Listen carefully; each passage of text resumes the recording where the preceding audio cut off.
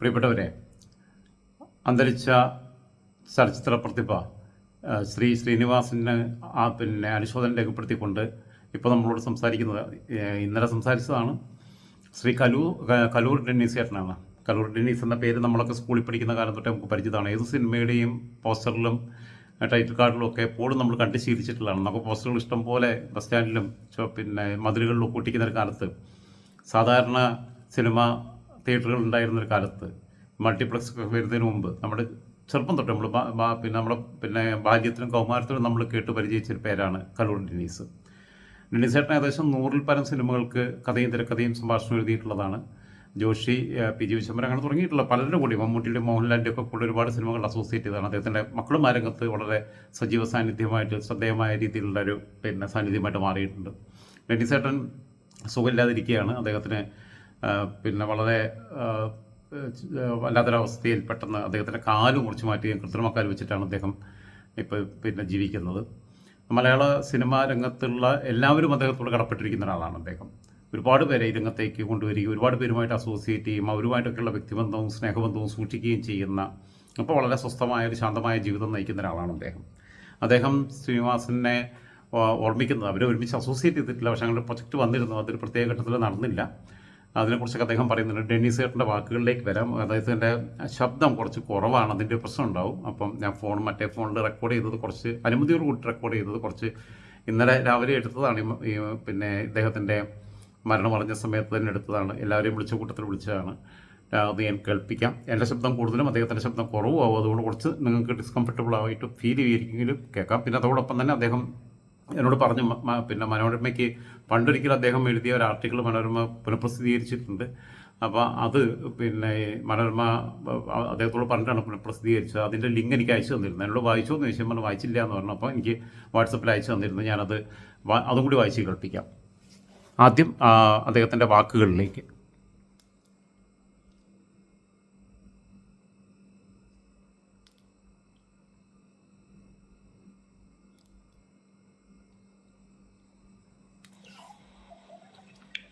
നമസ്കാരം. ഡെന്നിസേട്ടൻ ഒക്കെ തിരക്കഥ രംഗത്ത് വളരെ സജീവമായിട്ട് നിന്നിരുന്ന കാലത്ത് തന്നെയാണ്. സമകാലികനായിരുന്നു. ഡെന്നിസേട്ടന് ആരോഗ്യ പ്രശ്നങ്ങൾ കാരണമൊക്കെ സജീവമല്ലെങ്കിലും അതേപോലെ തന്നെ ശ്രീനിവാസനും അന്തരിച്ച അദ്ദേഹം ഇപ്പം കുറെ കാലങ്ങളായിട്ട് സജീവമല്ല.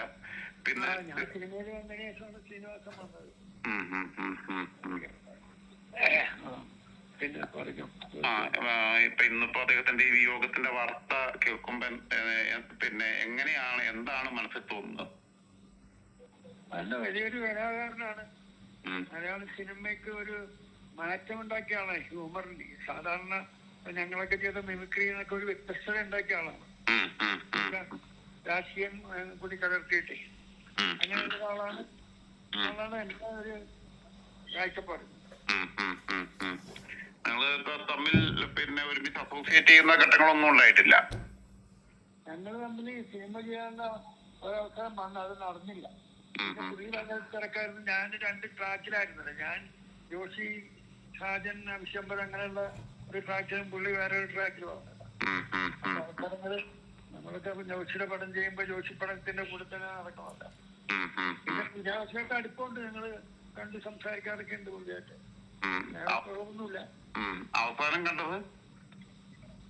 അവസാനത്ത് കണ്ടിട്ട് കുറെ കണ്ടു. ഞാനൊരു ട്രെയിനിൽ യാത്ര ചെയ്ത് വെച്ചാണ് അത് കുറെ കൊല്ലങ്ങൾക്ക് മുമ്പാണ് കണ്ടത് പുള്ളിയെ. പിന്നെ പുള്ളി അന്ന് എല്ലാത്തിനും പുള്ളിക്കൊരു വിമർശനം ഉണ്ടല്ലോ. എല്ലാത്തിനും ഒരു ഈ വിമർശനാത്മകമായ ഒരു സമീപനമുണ്ട് പുള്ളി. സോഷ്യൽ ക്രിട്ടിക് ആയിരുന്നു. ഒരു സോഷ്യൽ ക്രിട്ടിക് ആയിരുന്നു. അതെ, സോഷ്യൽ ക്രിട്ടിക്കാറുണ്ട് പുള്ളി. പുള്ളി പടങ്ങളിലും കൊണ്ടുവരുന്നുണ്ടല്ലോ. പടങ്ങളിലും പുള്ളി കൊണ്ടുവരുന്നുണ്ട്. പടം ചെയ്യാനുള്ള അവസരം ഉണ്ടായില്ല. ഞാൻ പുള്ളിയെ കുറിച്ച് ഒരു ഓൺലൈനിൽ ഒരു സാധനം എഴുതിയിട്ടുണ്ടായിരുന്നു. അത് നന്മ നിറഞ്ഞ ശ്രീനിവാസൻ. അത് കണ്ടോ? കേട്ടില്ല. അത് കണ്ടോ നിങ്ങള്? ഇല്ല, ഞാൻ കണ്ടില്ല. അത് നേരത്തെ വന്ന് അതിപ്പോഴത്തെ ഇടുന്നുണ്ട്. അത് ഞാൻ പറ്റിയാ നിങ്ങൾക്ക് അയച്ചു തരാം. എനിക്കത് വാട്സപ്പിൽ നിട്ടാ മതി. അപ്പൊ നിങ്ങൾ ഹായ് എന്ന് പറഞ്ഞു വിട്ടേ. ഓക്കെ എന്തായാലും ഓക്കെ, കാണാം നമുക്ക്. ഓക്കെ, ശരി. കാരണം ഞങ്ങൾ വാട്സപ്പിൽ ഇതുവരെ കോൺടാക്ട് ചെയ്തിട്ടില്ല. 2023 ഞാൻ നവകേരള എന്ന് പറയുന്ന ചാനലിൽ ചെയ്യുന്ന സമയത്ത് ഇദ്ദേഹം അവിടെ വിളിച്ച് എൻ്റെ നമ്പർ ചോദിച്ചിരുന്നു എന്ന് പറഞ്ഞു. ഞാൻ കല്ലൂർ ഡെന്നീസാണെന്ന് പറഞ്ഞിട്ട്. പക്ഷേ അവർ പിന്നീട് ആ നമ്പർ സേവ് ചെയ്യാൻ മറന്നുപോയി. എൻ്റെ നമ്പർ അപ്പോൾ കൊടുക്കാനും പറ്റിയില്ല എന്ന് പിന്നീട് അവർ പറഞ്ഞറിഞ്ഞിരുന്നു. എന്തായിരുന്നാലും ഡെന്നീസ് ഏട്ടൻ എഴുതിയ പിന്നെ ലേഖനം ഇതാണ്. അത് ഇന്ന് വീണ്ടും പ്രസിദ്ധീകരിച്ചിട്ടുണ്ട്.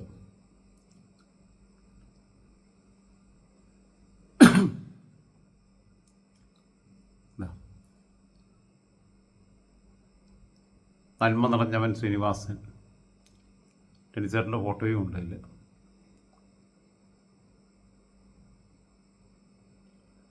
ഞാനൊന്ന് വായിച്ച് കേൾപ്പിക്കാം. നന്മ നിറഞ്ഞവൻ ശ്രീനിവാസൻ, കല്ലൂർ ഡെന്നീസ് എഴുതുന്നു. മനോരമ ഓൺലൈനിലാണ്. പ്രിൻ്റ് വേർഷനിലുണ്ടോ എന്ന് എനിക്കറിയില്ല. 1983 തോന്നുന്നു. ഞാൻ തിരുവനന്തപുരം മെയിലിൽ മദ്രാസിലേക്ക് പോവുകയാണ്.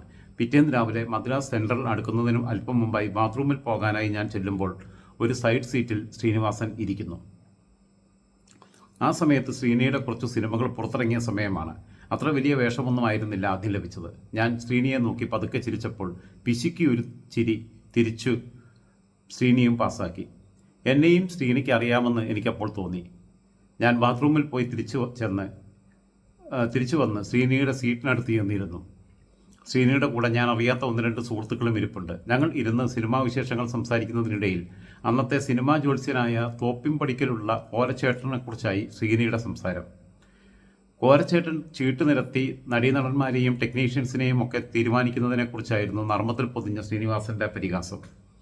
എനിക്കും ശ്രീനിയുടെ, അതായത് ശ്രദ്ധിക്കണം, കാരണം എന്താ വെച്ചാൽ ഈ സിനിമ എന്ന് പറഞ്ഞാൽ ഏറ്റവും അന്ധവിശ്വാസത്തിൻ്റെ അങ്ങേ തലയ്ക്കലാണ്. ഈ റോക്കറ്റ് വിടുമ്പം പിന്നെ ബഹിരാകാശത്തേക്ക് പേടകം വിടുമ്പം പൂജ നടത്തണ പോലെ ട്രെയിൻ പുതിയത് ഇറക്കുമ്പോൾ പൂജ നടത്തുന്ന പോലെയൊക്കെയുള്ള സംഭവങ്ങളാണ് ഉള്ള പിന്നെ അന്ധവിശ്വാസം. അതുകൊണ്ടാണ് ദിലീപ് പേരിൻ്റെ ഒരു ലെറ്റർ വരെ മാറ്റിയത്. ദിലീപ് എന്നുള്ളത് ദിലീപ് ആക്കി മാറ്റി. സംഖ്യാശാസ്ത്രത്തിലും അന്ധവിശ്വാസത്തിലും അങ്ങേ തലയ്ക്ക് നിൽക്കുന്ന സ്ഥലമാണ് സിനിമ. അതുകൊണ്ടാണ് ഈ പൂജയും കാര്യങ്ങളൊക്കെ നടത്തുമ്പോൾ ഒരുപാട് മുഹൂർത്തമൊക്കെ നോക്കിയിട്ടാണ്. കല്യാണത്തിനും കൂടി ഇത്രയില്ല. അന്ധവിശ്വാസത്തിൻ്റെ ഒരു വല്ലാത്ത തലത്തിലാണ്. പണ്ടൊക്കെ പറഞ്ഞു കേട്ടിട്ടുണ്ട് ചില സിനിമകൾ വിജയിക്കാൻ വേണ്ടി നരബലികളൊക്കെ നടത്തിയ കാലം ഉണ്ടായിരുന്നു എന്ന് പറഞ്ഞു കേട്ടിട്ടുണ്ട്. അത്രത്തോളം വാസ്തവമുണ്ടെന്ന് എനിക്കറിയില്ല. ഓക്കെ, എനിക്കും ശ്രീനിയുടെ അഭിപ്രായം തന്നെയായിരുന്നെങ്കിലും എൻ്റെ ചില നിർമ്മാതാക്കളുടെയും സംവിധായകരുടെയും നിർബന്ധത്തിന് വഴങ്ങി ഞാനും പലപ്പോഴും കോരച്ചേട്ടൻ്റെ അടുത്ത് പോയിട്ടുണ്ട്, ഇഷ്ടമില്ലാതെ, മനസ്സില്ലാതെ. ഞാൻ ചെല്ലാത്തതിൻ്റെ പേരിൽ ചില നിർമ്മാതാക്കളും സംവിധായകരുമായി എനിക്ക് പിണങ്ങേണ്ടതായും വന്നിട്ടുണ്ട്. അന്നത്തെ യാതൊരു ദാക്ഷിണ്യമില്ലാത്ത ശ്രീനിയുടെ വാക്കുകളുടെ ചൂട് ഇപ്പോഴും എൻ്റെ മനസ്സിൽ കിടപ്പുണ്ട്. ആലോചിച്ച് നോക്കൂ, എത്ര ഈ സിസ്റ്റത്തിനെതിരായിട്ട് അവിടെയും കലഹിച്ചിട്ടുണ്ട്. 83 42 വർഷങ്ങൾക്ക് മുമ്പ്. അന്നും പുള്ളി സിനിമയുടെ തുടക്കക്കാരനാകുമ്പോൾ തന്നെ പുള്ളി വളരെ സ്ട്രോങ് ആയിട്ട് അത്തരം കാര്യങ്ങളിൽ കോംപ്രമൈസ് ചെയ്തിരുന്നില്ല, അന്ധവിശ്വാസങ്ങളോട് സന്ധി ചെയ്തിരുന്നില്ല എന്നുള്ളതാണ്. അന്നത്തെ കൂടിക്കാഴ്ചയ്ക്ക് ശേഷം ഞാൻ ശ്രീനിവാസനെ ശരിക്കും കണ്ടിട്ടില്ല എന്ന് വേണം പറയാൻ. പിന്നെ വളരെ വർഷങ്ങൾ കഴിഞ്ഞ് ഒരു നിഴൽവട്ടം പോലെ ചില പരിപാടികളിലൊക്കെ വെച്ച് ശ്രീനിയെ കാണുമെങ്കിലും സംസാരിക്കാൻ കഴിയാതെ കൈ ഉയർത്തി കാണിച്ച് പരസ്പരം ഞങ്ങൾ പിരിഞ്ഞു പോവുകയാണ് ഉണ്ടായിട്ടുള്ളത്. കാരണം രണ്ടുപേരുടെയും ലൈൻ രണ്ടായിരുന്നു. 2 പാറ്റേണിലാണ് അവരെ സ്ക്രിപ്റ്റുകൾ പോയിരുന്നത്. രണ്ടുപേരും സഞ്ചരിച്ച വഴികൾ വ്യത്യസ്തമായിരുന്നു. അപ്പം രണ്ടുപേരും തിരക്കിലുമായിരുന്നു എന്നുള്ളതാണ് അതിൻ്റെ കാരണം. രണ്ടുപേരും തമ്മിൽ അസോസിയേറ്റ് ചെയ്യേണ്ട ഒരു അവസരം ഉണ്ടായിട്ടില്ല. അപ്പം അതുകൊണ്ട് തന്നെ ഒരു ആത്മബന്ധം ഉണ്ടായിട്ടില്ല. ആത്മസൗഹൃദത്തിൽപ്പെട്ട ആളുകളല്ല. 1985-86 കാലഘട്ടമായപ്പോൾ ശ്രീനിയുടെ വളർച്ച അഭൂതപൂർവമായിരുന്നു. ഒരു നടനേക്കാൾ ഉപരി വലിയൊരു തിരക്കഥാകാരനായി മാറുകയായിരുന്നു ശ്രീനി. സത്യൻ അന്തിക്കാടിൻ്റെ TP ബാലഗോപാലൻ MA വന്നതോടുകൂടി മലയാള സിനിമയിൽ സത്യൻ അന്തിക്കാട്, മോഹൻലാൽ, ശ്രീനിവാസൻ എന്ന ശക്തമായ പുതിയ ടീം തന്നെ രൂപപ്പെടുകയുണ്ടായി. സത്യൻ്റെ തന്നെ ഗാന്ധിനഗർ സെക്കൻഡ് സ്ട്രീറ്റ്, നാടോടിക്കാറ്റ്, വരവേൽപ്പ്, സന്മനസ്സുള്ളവർക്ക് സമാധാനം, പട്ടണപ്രവേശം, ഞാൻ പ്രകാശൻ തുടങ്ങിയ ഒത്തിരി ചിത്രങ്ങളിലാണ് ഈ ത്രിമൂർത്തി സംഗമം നിറഞ്ഞാടിയത്. അതുപോലെ തന്നെ പ്രിയൻ്റെയും കമലിൻ്റെയും വളരെയധികം ചിത്രങ്ങൾക്ക് വേണ്ടിയും ശ്രീനിവാസൻ തൂലിക ചലിപ്പിച്ചിട്ടുണ്ട്, അറിയാലോ. ഒരു വ്യാഴവട്ടക്കാലം മലയാള സിനിമ ശ്രീനിവാസൻ എന്ന നടൻ്റെയും തിരക്കഥാകാരൻ്റെയും ചുറ്റും വലയം വെക്കുകയായിരുന്നു. അത് ഇപ്പം പിന്നെ ചില സിനിമകൾ മഴയത്ത് മുമ്പെയാണെന്ന് തോന്നുന്നു. അങ്ങനെയുള്ള സീരിയസ് സിനിമകളും വെറും ഈ ഹ്യൂമർ മാത്രമല്ല അല്ലാത്തതും സെൻറ്റിയും അദ്ദേഹത്തിന് വഴങ്ങുമായിരുന്നു. അതിൻ്റെയും കഥയും തിരക്കഥയും അതാണെന്നാണ് എനിക്ക് തോന്നുന്നത്. കമൽ സംവിധാനം ചെയ്തത് എനിക്ക് ഉറപ്പില്ല കേട്ടോ, എൻ്റെ ഓർമ്മയിൽ നിന്ന് എടുത്തു പറഞ്ഞാൽ. ഇതെല്ലാം കണ്ടപ്പോൾ എൻ്റെ മനസ്സിലും ശ്രീനിയെ വെച്ചൊരു സിനിമ ചെയ്യണമെന്ന ഒരാഗ്രഹമുണ്ടായി. 1990 കാലഘട്ടമായപ്പോൾ ജഗദീഷ് സിദ്ദിഖ് ടീമിനെ വെച്ചു കൊച്ചു കൊച്ചു സിനിമകൾ എഴുതി ഞാൻ വിജയം ഭരിച്ചു നിൽക്കുന്ന സമയത്ത് ശ്രീനിവാസനെ നായകനാക്കിയുള്ള ഒരു ചിത്രം ചെയ്യാനുള്ള അവസരം എനിക്ക് വന്നു ചേർന്നു. പക്ഷേ എൻ്റെ തിരക്ക് മൂലം അതിന് സാധിച്ചില്ല. രണ്ടുപേരെ തിരക്കുകളിൽ വലിയ ഘടകവും. പിന്നെ 1995 കഴിഞ്ഞപ്പോൾ ജഗതി സിദ്ദിഖ് ടീമിൻ്റെ പ്രതാപകാലം അസ്തമിച്ചപ്പോൾ ഒരു ദിവസം സംവിധായകനായ ബാലു കിരിയത്ത് ശ്രീനിവാസനെ വെച്ച് ഒരു സിനിമ ചെയ്യാനുള്ള കഥയുമായി എൻ്റെ അടുത്തേക്ക് വന്നു. കഥ കേട്ടപ്പോൾ എനിക്കും കൊള്ളാമെന്ന് തോന്നി. ശ്രീനിയെ കൂടാതെ മുകേഷും ഉർവശിയും ഈ ചിത്രത്തിൽ അഭിനയിക്കുന്നുണ്ട്. ശ്രീനിവാസൻ സെക്കൻഡ് ഹാഫിൽ വരുന്നൊരു കഥാപാത്രമാണ്. ഒരു എസ്ഐയുടെ വേഷം. ഹ്യൂമർ വളരെ കുറവാണ്. ശ്രീനിയിൽ നിന്ന് ഹ്യൂമർ പ്രതീക്ഷിച്ച് വരുന്നവർക്ക് അത് അത്ര ഇഷ്ടപ്പെടുമോ എന്നുള്ളൊരു സംശയം എനിക്കുണ്ടായിരുന്നു. അത് ഞാൻ ബാലുവിനോട് തുറന്നു പറയുകയും ചെയ്തു. അപ്പോൾ ബാലു പറഞ്ഞത് ഞാനത് ടേക്കിങ്സിൽ മാനേജ് ചെയ്തോളാം എന്നാണ്. സ്ക്രിപ്റ്റിലില്ലാത്തത് എങ്ങനെയാണ് മാനേജ് ചെയ്യുന്നതെന്ന് ഞാനപ്പോൾ ചിന്തിക്കുകയും ചെയ്തു. 1.5 മാസം കഴിഞ്ഞപ്പോൾ ബാലു കിരിയത്തിൻ്റെ ചിത്രത്തിൻ്റെ ഷൂട്ടിംഗ് കണ്ണൂരിലാണ് ആരംഭിച്ചത്. ഞാൻ എഴുതിയ ജനുവരി ഒരു ഓർമ്മ എന്ന തരങ്കിണി ശശിയായിരുന്നു ഇതിൻ്റെ ആ സിനിമ ഓർമ്മയെടുത്ത തരങ്കിണി ശശിയായിരുന്നു ഇതിൻ്റെ നിർമ്മാതാവ്. മുകേഷിനെയും ഉർവശിയെയും വെച്ച് ആദ്യത്തെ 6-7 ദിവസം ഷൂട്ടിംഗ് കഴിഞ്ഞപ്പോഴാണ് ശ്രീനിവാസൻ വരുന്നത്. ശ്രീനി സ്ക്രിപ്റ്റ് വായിച്ചു നോക്കിയിട്ട് ബാലുവിനോട് പറഞ്ഞു, എനിക്ക് ചെയ്യാൻ പറ്റിയ വേഷമല്ലിത്, ഹ്യൂമർ ഒട്ടുമില്ല, മാറ്റി എഴുതിയാൽ നമുക്ക് നോക്കാം. ബാലു തന്നെയാണ് ശ്രീനിയുടെയും അഭിപ്രായം എന്നോട് വിളിച്ചു പറഞ്ഞത്. ഞാൻ ആദ്യമേ പറഞ്ഞതല്ലേ ബാലുവിനോട് ശ്രീനിക്ക് പറ്റിയ വേഷമല്ലെന്ന്. എനിക്ക് അവിടെ വന്ന് സ്ക്രിപ്റ്റ് മാറ്റി എഴുതാനുള്ള സമയമൊന്നുമില്ല. അടുത്ത ആഴ്ച ഷൂട്ടിംഗ് തുടങ്ങേണ്ട മറ്റൊരു സിനിമയുടെ തിരക്കഥ എഴുതിക്കൊണ്ടിരിക്കുകയാണ് ഞാൻ എൻ്റെ അവസ്ഥ ബാലുവിനോട് പറഞ്ഞപ്പോൾ അദ്ദേഹം ഒരു സജഷൻ എൻ്റെ മുമ്പിൽ വെച്ചു. ഡെന്നിച്ചായന് വരാൻ ബുദ്ധിമുട്ടാണെങ്കിൽ ഞങ്ങൾ ഇവിടെ മാനേജ് ചെയ്തോളാം. ബാലു അങ്ങനെ പറഞ്ഞത് എനിക്ക് ഒട്ടും ഇഷ്ടപ്പെട്ടില്ല.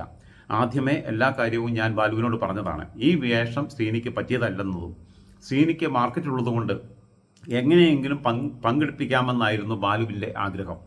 ഞാൻ സ്ക്രിപ്റ്റ് മാറ്റാൻ സമ്മതിക്കാത്തതുകൊണ്ട് ആ പ്രൊജക്റ്റ് അകാലത്തിൽ അസ്തമിക്കുകയായിരുന്നു. അങ്ങനെ ശ്രീനിവാസനെ വെച്ചൊരു സിനിമ എടുക്കണമെന്നുള്ള എൻ്റെ ആഗ്രഹം രണ്ടാമതും നടക്കാതെ പോയി.